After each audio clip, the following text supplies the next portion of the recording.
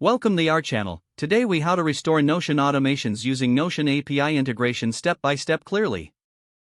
To restore Notion automations using Notion API integration, begin by logging into your Notion account.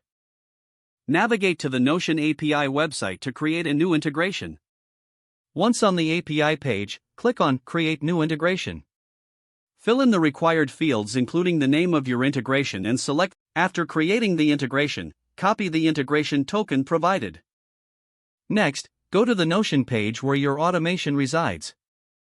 Share this page with the integration by clicking Share in the top right corner. In the sharing options, choose your newly created integration from the list. Now, open your preferred coding environment or automation tool that supports API calls. Using the Notion API documentation, create a request to retrieve existing data from your Notion workspace. Set up the necessary parameters for your API request, including your integration token. Execute the request to fetch the relevant data needed for your automations. Once you receive the data, analyze it to identify the specific automations you need to restore.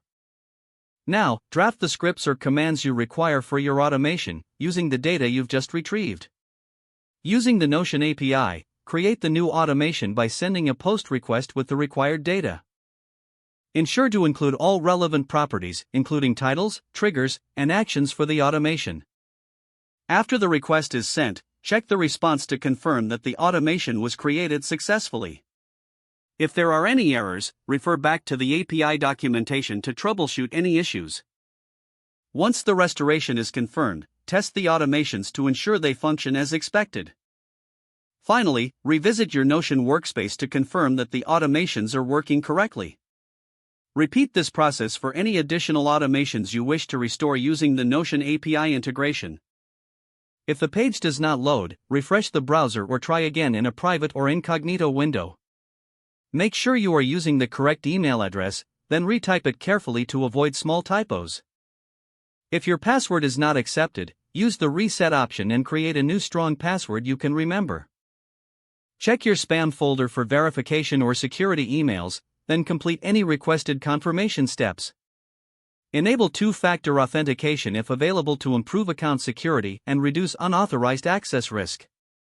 After signing in, review your profile details so your contact information and settings are accurate and current. If you see an error message, note it down and try again after restarting your device and internet connection. Log out when you finish, especially on shared devices, to keep your account and payment information secure. Don't forget to like this video and subscribe to our channel for more step-by-step tech guides.